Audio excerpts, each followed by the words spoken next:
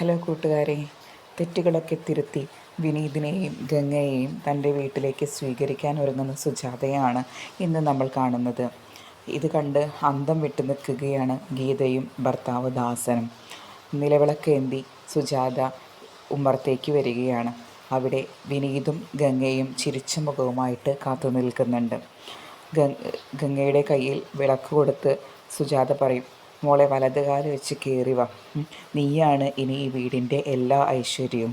ഗംഗ വളരെയധികം സന്തോഷത്തോടു കൂടി ആ വിളക്കുകൾ അമ്മായിയുടെ കയ്യിൽ നിന്ന് വാങ്ങുകയാണ്. എന്നിട്ട് അകത്തുള്ള പൂജാമുറിയിലോട്ട് അത് കൊണ്ടുവച്ചതിന് ശേഷം എല്ലാവരും ഒരു നിമിഷം കണ്ണുകളടച്ച് പ്രാർത്ഥിക്കും.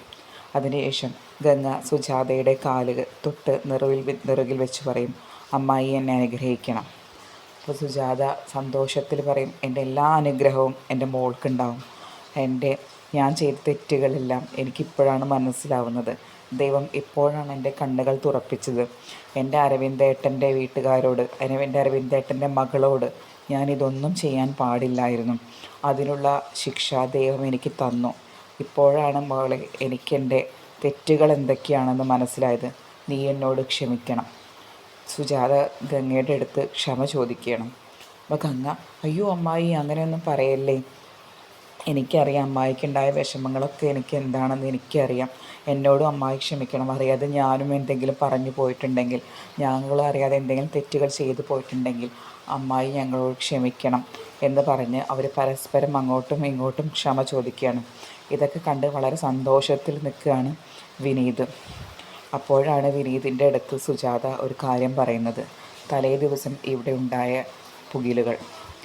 വിനീതിനോട് പറയുകയാണ്, ഞാൻ എൻ്റെ മകളെയും മരുമകനെയും കണ്ണടച്ച് വിശ്വസിച്ചു. ഞാൻ അവരുടെ വാക്ക് കേട്ട് നിന്നെ തള്ളിപ്പറഞ്ഞു. പക്ഷേ ഇപ്പോഴാണ് എനിക്ക് എൻ്റെ തെറ്റെന്താണെന്ന് മനസ്സിലാവുന്നത്. അപ്പോൾ വിനീത് ചോദിക്കും, എന്താണമ്മേ, എന്താണ് യഥാർത്ഥത്തിലുണ്ടായത്?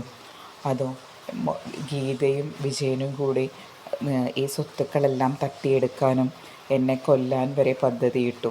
ഞാൻ സ്വമനസാലെ ഈ സ്വത്തുക്കൾ കൊടുത്തില്ലെങ്കിൽ അത് എങ്ങനെയെങ്കിലും നേടണമെന്നുള്ള ചിന്തയിലായിരുന്നു അവർ.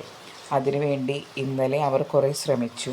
അവസാനം ഞാൻ സമ്മതിക്കില്ല എന്ന്, ഞാൻ വഴങ്ങുന്നില്ല എന്ന് മനസ്സിലായപ്പോൾ ദാസൻ കള്ള് കുടിച്ചു വന്ന് ഒരു മടാളുമായിട്ട് വന്ന് എന്നെ വെട്ടിക്കൊല്ലാൻ ശ്രമിച്ചു. ജീവനം കൊണ്ട് ഞാൻ ഇന്നലെ ഓടി രക്ഷപ്പെട്ട് നമ്മുടെ പറമ്പിലെ ഒരു മരത്തിൻ്റെ കീഴെ ഒളിച്ചിരിക്കുകയായിരുന്നു. ഇന്ന് രാവിലെയാണ് ഞാൻ വീട്ടിൻ്റെ അകത്തേക്ക് കയറി വന്നത്. ഇന്നലെ രാത്രി മുഴുവൻ ഞാൻ ഭയത്തിലായിരുന്നു മോനെ. ആ നേരത്താണ് ഞാൻ നിന്നെ വിളിച്ചത്. അപ്പോൾ വിനീത്, അയ്യോ അമ്മേ, എനിക്കത് മനസ്സിലായിരുന്നില്ല. ഞാൻ അപ്പോൾ വണ്ടി കേടുവന്ന് റോട്ടിലായിരുന്നു. അമ്മ പറയുന്നതൊന്നും എനിക്ക് വ്യക്തമായി മനസ്സിലായില്ല. അതുകൊണ്ടാണ് അമ്മേ, അല്ലെങ്കിൽ ഞാൻ ആദ്യം തന്നെ ഇങ്ങോട്ട് വരുമായിരുന്നു. അത് സാരമില്ല മോനെ, എനിക്ക് മനസ്സിലായി. നിൻ്റെ അവസ്ഥയൊക്കെ എനിക്ക് മനസ്സിലാക്കാം. സാരമില്ല മോനെ, എല്ലാം എനിക്ക് മനസ്സിലാവുന്നുണ്ട് എന്ന് പറഞ്ഞ് വിനീതിനെ ആശ്വസിപ്പിക്കുന്ന സുജാതയാണ് കാണുന്നത്. അത് കഴിഞ്ഞതിന് ശേഷം സുജാതയും ഗംഗയും കൂടി അടുക്കളയിലോട്ട് പോകും.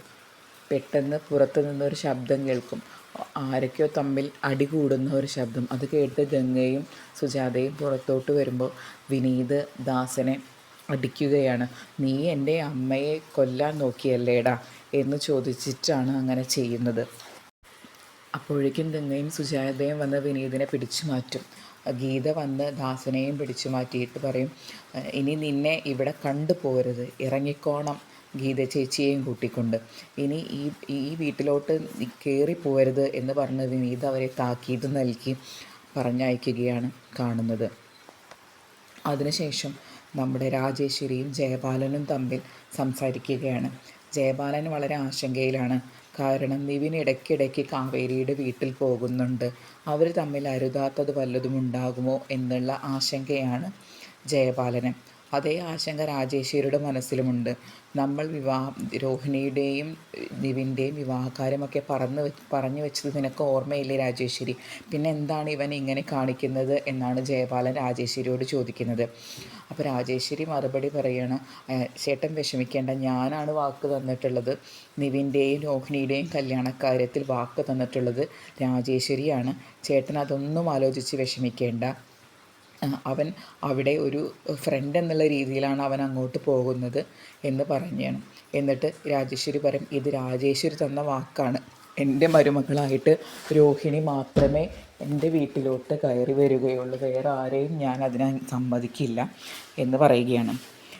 ഞാൻ ഇനി അവരുടെ വീട്ടുകാരോട് ഞാൻ വേണമെങ്കിൽ കണ്ട് സംസാരിച്ച് പറയാം, എൻ്റെ മകനെയായിട്ട് ഇനി യാതൊരുവിധ ബന്ധവും പാടില്ലെന്ന് ഞാൻ കണ്ട് സംസാരിച്ചോളാം എന്ന് പറഞ്ഞ് ജയപാലനെ ആശ്വസിപ്പിക്കുകയാണ് രാജേശ്വരി.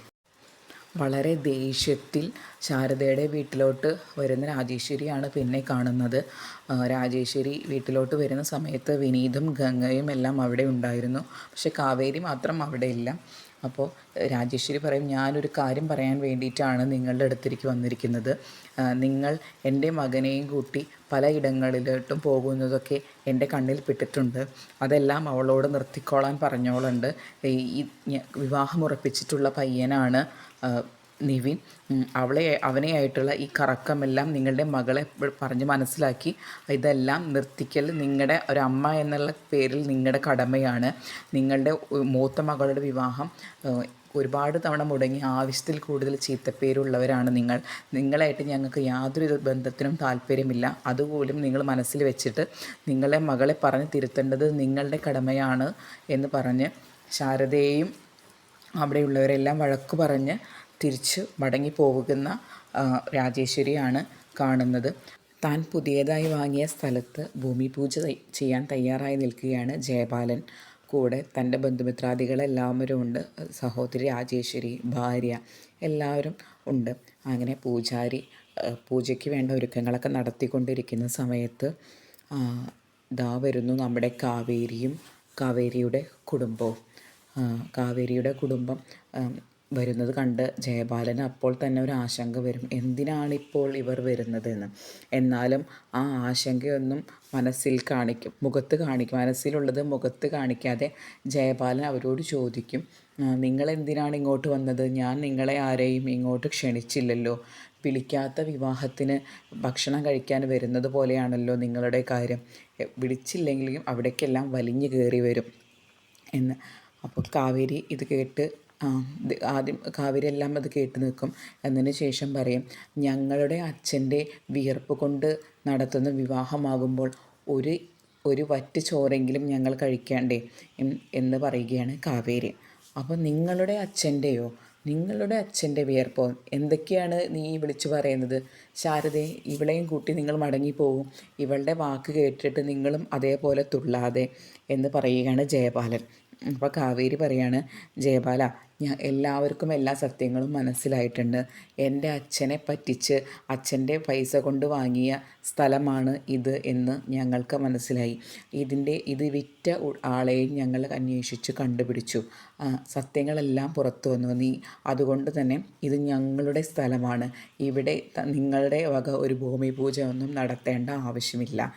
ഇതിന് ഞങ്ങൾ ഒരിക്കലും അനുവദിക്കില്ല എന്ന് പറഞ്ഞു നിൽക്കുന്ന കാവേരി, അത് ഭൂമി പൂജ നടത്താൻ സമ്മതിക്കാതെ നിൽക്കുന്ന കാവേരിയെ കാണിച്ചുകൊണ്ടാണ് അടുത്ത ആഴ്ചത്തെ എപ്പിസോഡ് അവസാനിക്കുന്നത്.